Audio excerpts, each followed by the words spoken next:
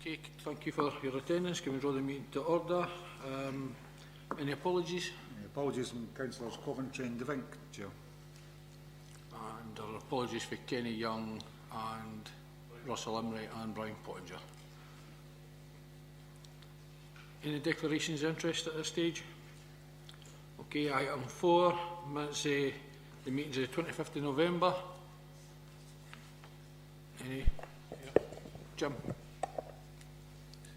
Yep, Chair, the minutes of the performance meeting held that day, on page 3, down the bottom, the decisions to note comments of Audit Scotland in relation to Committee's scrutiny role in this matter, and therefore to receive information from officers on the timeline of reports. We were asking for information on what information councils were given on this subject and what time, what was agreed by Cabinet, etc. I'm just wondering what progress is on producing that information. I'll have to get back to you on that one, Councillor. That was with Kevin Anderson. I'll check with him, and I can either get back to Councillor Muirhead or to all members of the committee, which as you prefer. Well, it was a committee that asked, so I think it's when that information is available, it should go to all members. But it'd be helpful, I think, just to an email to each of them to indicate what progress we've had in getting that information drawn together. Okay. On the 26th of November in the morning and the 26th of November in the afternoon. Are we happy with the correct record? Okay, thank you. Item 5 is the first statutory biodiversity report performance. We have with us and welcome Jamie Bryant along, and thank you for attending, Jim. And I take it Ian will be the advisor for today. Could I hand over to yourselves to see if you have anything to say as an opener before throwing it open to the Lions? Well, thanks for the invitation. As I understood it, I'm here to answer some questions. I don't really have a statement as such. Okay, thanks, James. Okay, guys, can I throw it open to questions? Ian? Yeah, thank you, Derek. Yes, I've long been concerned and have expressed my opinion that we really need to have at least the role of biodiversity officer. I appreciate in the current financial constraints that it perhaps doesn't need to be a full-time role, but it has to be somebody who has this role as a priority within their portfolio. I'm particularly concerned that we've just gone through the process of developing a local plan. A lot of work's gone into that. We had quite a few staff dedicated to the production of that proposal. And yet, within the proposed local plan, it stressed sustainable growth. Now, sustainable growth involves a good deal of consideration for sustainability, and biodiversity is part of that. So I was very surprised to hear that we didn't have anybody, to my knowledge, who was given the role of scrutinising the proposals before they came to Council, with a view to incorporating biodiversity within that principle of sustainability. I'd like to ask, therefore, why we didn't afford what I believe to be adequate priority to biodiversity within the production of the local plan. Well, there's no plans at the moment to appoint such an officer, and I'm quite happy that the officers are doing what they're required to do statutorily. We could do more, but I'm quite happy with the way things are going. However, there's going to be a reorganisation in planning, as you know, and during that reorganisation, Ian Johnson will be looking at the possibility of a post. I'm not saying that it's going to happen, but that will come up during this discussion. Thank you, Derek. My point is not what we plan to do, but we've, as I say, we've just gone through an exercise to produce a local plan which lays out the foundation for how Midlothian is going to go forward in terms of development over the next 10 to 20 years. And in that respect, we should really have made sure that that development over those 2 decades incorporates recognition and preparation for biodiversity within Midlothian, and we haven't done it. Chair, the situation with the local plan, and I appreciate Councillor Baxter's comments. The local plan, being a statutory document, does require to have an environmental report to accompany it, which does need scrutiny in itself. What I would say about the local plan is that in terms of, does the local plan provide a basis for sustainable development, and does it focus in the relevant places on matters such as biodiversity, green networks, opportunities, and does it safeguard in terms of new development proposals, does it safeguard as far as can be managed the environmental impact? I would say yes, it does. It's a document which is prepared by primarily by one of the officers in the team who does have a degree of expertise in relation to such matters, but also it's subject to external scrutiny through the likes of Scottish Natural Heritage. I think in summary the situation with the local plan is it is there as a plan which can take things forward, but I would accept that the delivery of that and maintaining the progress on that does need a level of resource, and currently that is stretched. As Councillor Bryant indicated, and it may help the committee, following the restructuring arrangements following the management review, we now have appointed a single planning manager within the service to replace the two managers who were there previously. So the new planning manager is Peter Arnsdorf, who was appointed last week. I'm looking to work with Peter on looking now at the single planning service, and certainly from an officer point of view, it's helpful to have from the committee here a clear indication that some attention needs to be paid as part of that review to ensuring we have a level of resource which is commensurate with the needs in relation to biodiversity. Thank you. Thank you for your responses.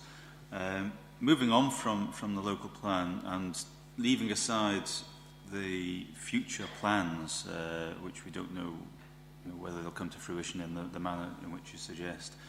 Looking at operationally how we manage biodiversity just now, I'd like to ask what day-to-day work is done on, for example, planning applications which come forward.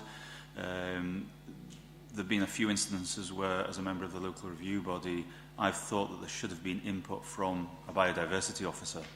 It's not a great deal of time. I'm not suggesting this is a full-time role, but at least somebody should be casting their eye over planning applications and reviews and giving us advice as councillors either on the planning committee or on the local review body to be able to make a judgment as to the impact of particular applications on biodiversity. And I'm not just talking about statutory requirements. I can think of one or two examples where immature woodland, for example, was to be removed.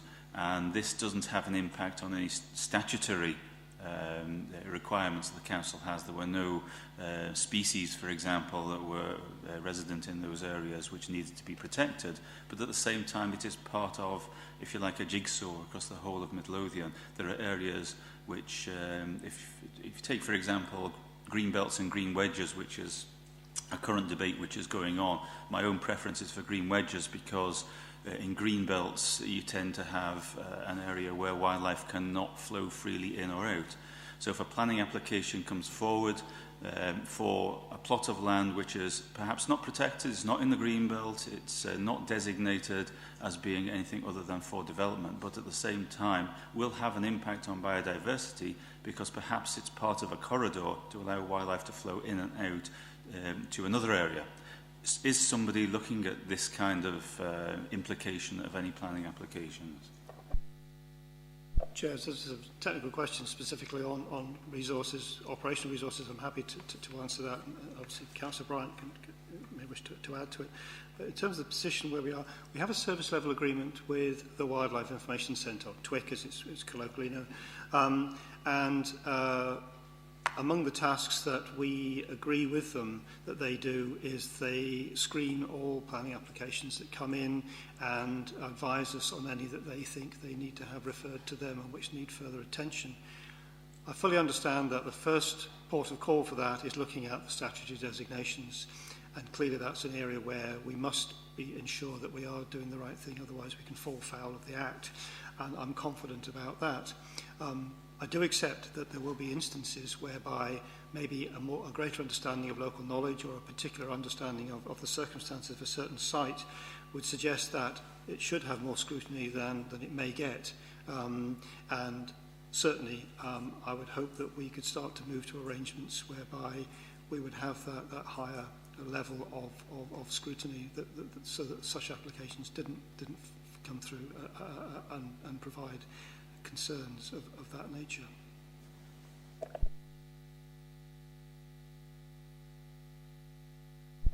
Would a way to deal with that now be, if we don't have a specific biodiversity officer, are there no courses available that, you know, it's always better to have people with the general knowledge that can you know, if they're looking at planning applications, can take that into consideration as a matter of course in their daily activity.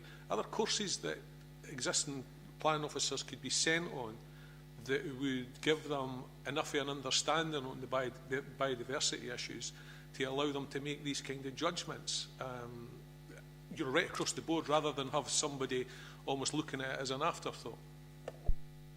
Chair, that's absolutely right. And indeed, the discussion I'm going to be having with the new planning manager is taking the opportunity now to provide some greater degree of breadth to the way in which the officers work. As you know, to some extent, they're very, very specific in terms of the tasks that they undertake. So the sort of review we're looking at is not a question of coming back to members and asking for lots more money for lots more planning officers. That's not the purpose of what the review, but it's looking to use the existing resource much more effectively. In answer to the question, yes, there are training courses to increase awareness and knowledge and understanding of issues to do with historic conservation, to do with nature conservation, etc., to do with biodiversity.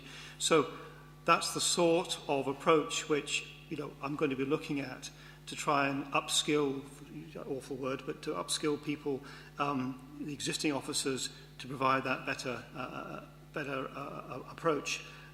But also, I think there obviously is room there, because of the nature of the way I'm thinking about these things, to have somebody as well within the existing resource who perhaps also has a more dedicated role in this and maybe another matter that the committee is going to come on to talk about shortly.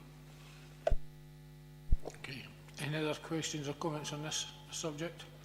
Okay, can we then move on to item 6, is the Scotland Climate Change Declaration. Jam, I take it it'll just be the same questions. You didn't have an opening statement? No? Okay, thank you. Can I just simply throw it open to questions? Ian, I understand you were the main participant here, so I'll let you in first. Thank you, Derek. Yes, I was extremely disappointed at the Council's response to the COSLA on this, particularly as it was welcomed by Cabinet as being a good document. I found it absolutely atrocious.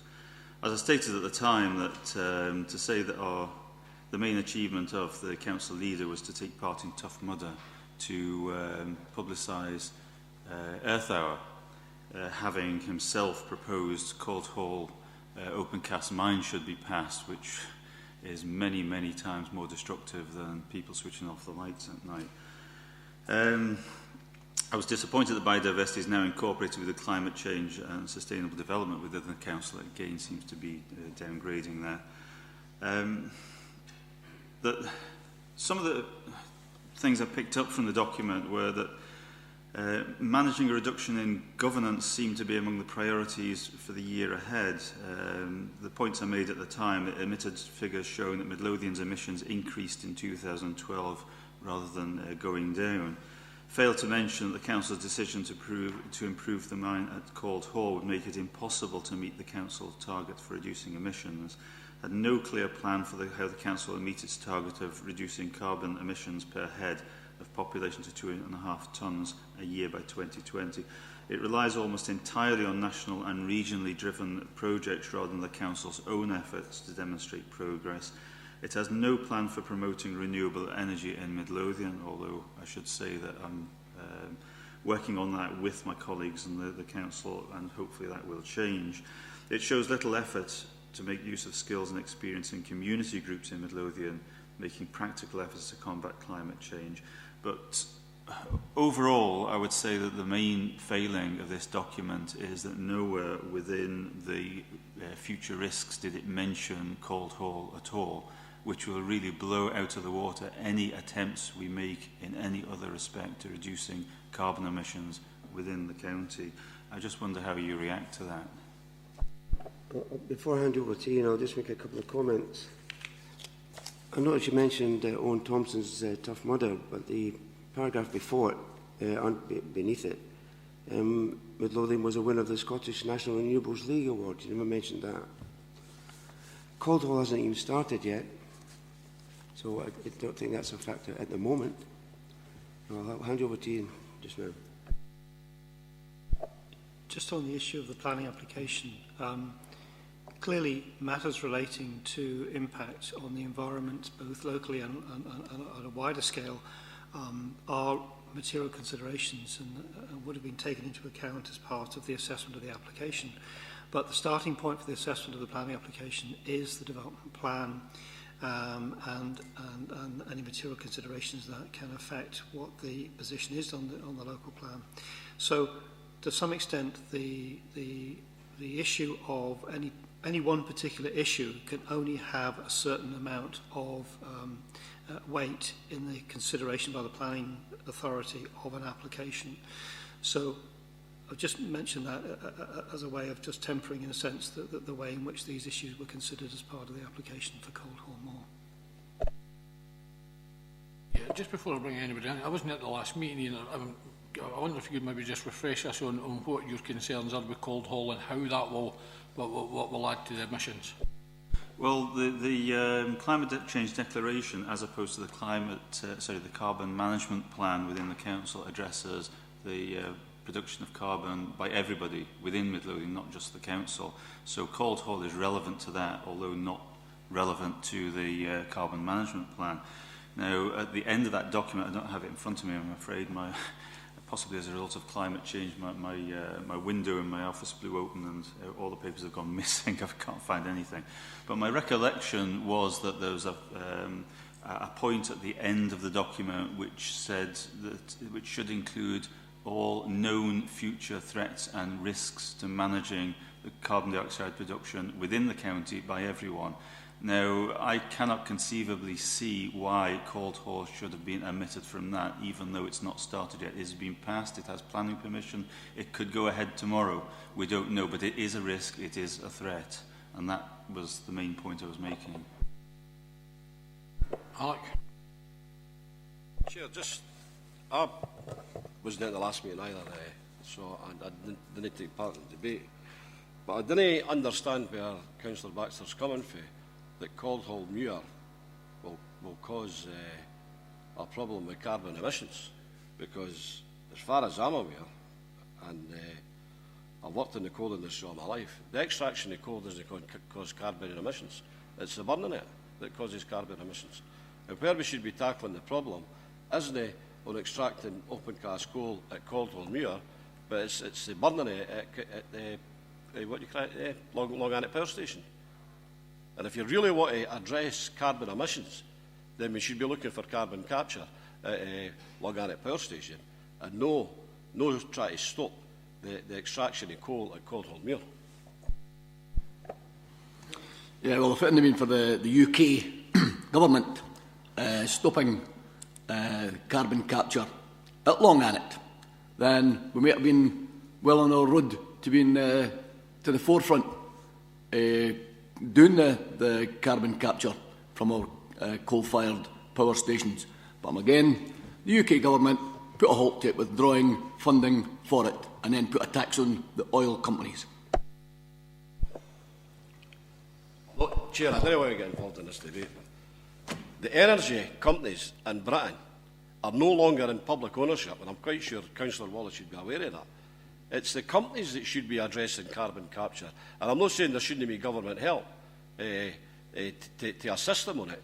And there was talk about building a new carbon capture power station at Grangemouth, which would be an opportunity to open up Long Garnet Mine again. Whether that goes ahead, I don't know. I don't know what will happen, because the energy situation in the world now is in a mess. And it's not a mess with the UP government, it's in a mess because of free market capitalism. I mean, the Isle, whether Caldwell will go ahead, I don't know, because the prices are at rock bottom. Good for us, by the way. Good for me when I fill my car up. But it's not good for the industry in general. Ian. Thank you, Chair. Just to put a lid on this discussion about carbon capture and storage, I don't think there's anywhere in the world where it's been proven yet to work. Even where, if it were to work, and there are lots of ifs and buts, it's been estimated that an extra 30% of coal would have to be burned to produce the same amount of output energy if you incorporate carbon capture and storage. So the benefits are not as great as they're made out to be. Yeah, okay. We're kind of getting off the subject going into this. The fact is that I think what Ian was questioning was that issue wasn't highlighted as a risk. The paper was accepted by Cabinet, thought it was a good paper. That wasn't a risk, but I don't know if Ian can help here, but I'm trying to get my head around this as well. What is the... Alec was saying that there's no carbon impact on digging the coal. What should have been in, you think should have been in that paper regarding the impact of coal toll? What is the impact, in your opinion, of the coal toll open cast? Well, I don't know what the technicalities, I don't know whether it should have been or shouldn't have been, but it is a risk to meeting Scotland's carbon emissions targets, certainly, and therefore should have been stated. Not quantified, I agree that perhaps in terms of the amount produced in Midlothian it would be low, but in terms of meeting the overall objectives of the Scottish Government, and that is why COSLA asked for all councils to provide that estimate. It would be unfair if the council area, Fife as it were, Long Garnet is, would have to take on the responsibility of trying to mitigate the extra risks implied by coal toll. We are adding to them by producing fuel which is going to be used in another part of Scotland. It's Scotland's targets that this paper is ultimately addressing.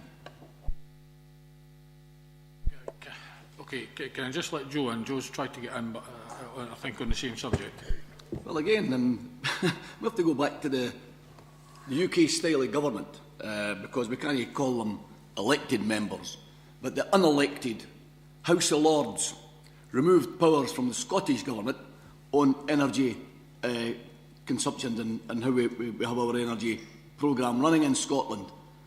I think you should be maybe going and writing to Lord Jeremy Purvis and ask him these questions, because he voted to take these powers away from the Scottish Government. No a buy your leave or a phone call or anything. Totally unelected people. We can't get rid of them, and they make decisions that affect Scotland. And you come here asking this wee council about coal toll moor, as Alex says. There's no carbon emission coming from digging the coal. And then the UK government stopped us using carbon capture. I don't see a problem here. Jamie, did you want to say something? Yeah, I just wanted to mention the carbon capture in this document here, Scottish Climate Change Declaration. Midlothian since 2006-07 has reduced its carbon footprint from 35,000 tonnes down to 26,000 tonnes. So we're doing okay. Can I let Jim back in first, Ian? Because I think did you know what? I think there was a follow-up question there. Was if we weren't digging the coal here in Midlothian, would there no be a higher carbon emission to the world by the transporting it from Canada, Poland, Siberia, wherever it's coming from? So sort of worldwide, I'm kind of lost here. How is just digging it in Midlothian would be our risk. I would have thought you'd have had to have taken a global look at these things, because you're probably better transporting it for Roswell to Long Garnet as for Siberia to Long Garnet. Ian? Thank you, Chair. Yes, this is a common argument which is made, for example, that fracked gas is cleaner than coal, and yes, it is. But it's like saying that methadone is better than heroin. Ultimately, we should be trying to come off the drug rather than move into one which is deemed safer. You could take the argument to a further level and say that by Mrs Thatcher getting rid of a lot of manufacturing in the UK, then we've cut our carbon emissions substantially, but all we've done is we've moved them to China, and then we have to transport the goods halfway across the world. So, you can play with figures, but ultimately what we should be looking at is what Midlothian is doing to help reduce the amount of carbon dioxide produced throughout the whole of Scotland, not just looking at within our borders, but what we can control, and coal to oil is something that we can control. Just going back to what Jamie was saying, are we doing enough? I would say we, and I don't just mean Midlothian, but Scotland, UK, globally, we're not doing enough.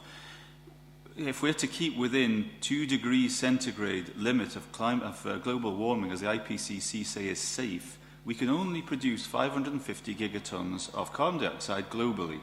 We've got 5 times that on the books for all the known explored fossil fuels which haven't been extracted yet.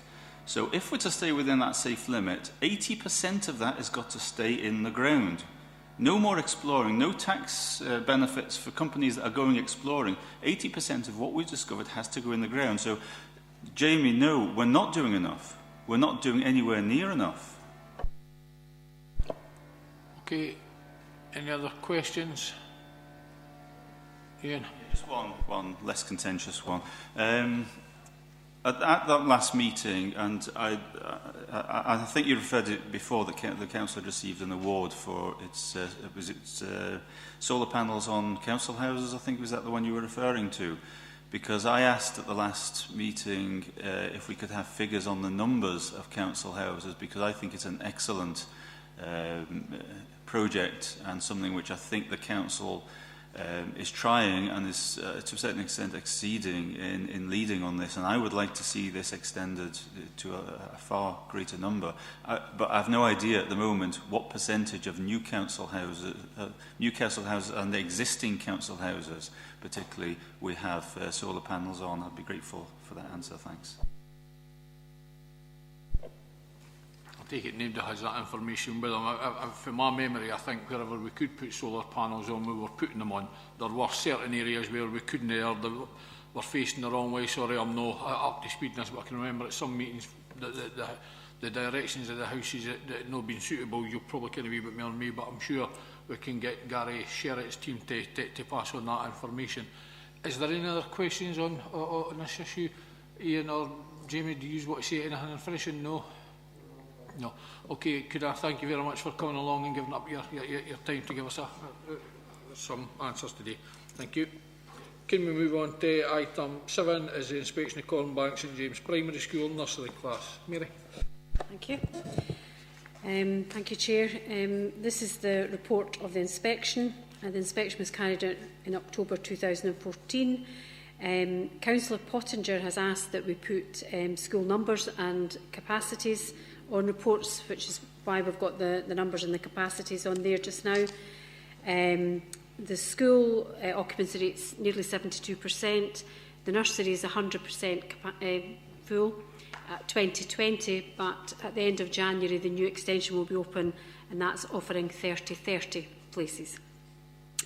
In 2.2 it shows you the grades that were evaluated by the inspectors, and all of the areas were good apart from the improvement through self-evaluation, which was satisfactory.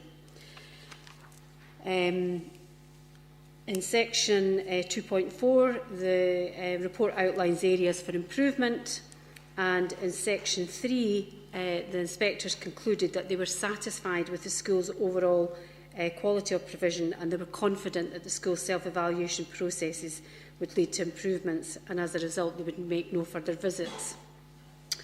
In section 5, the recommendations are the Cabinet's asked to note the content of the report, congratulate the pupils, staff connected with the report, and note, whilst acknowledging progress reflected in this report, that we will continue to challenge, support and monitor the service.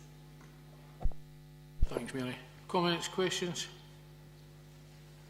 None.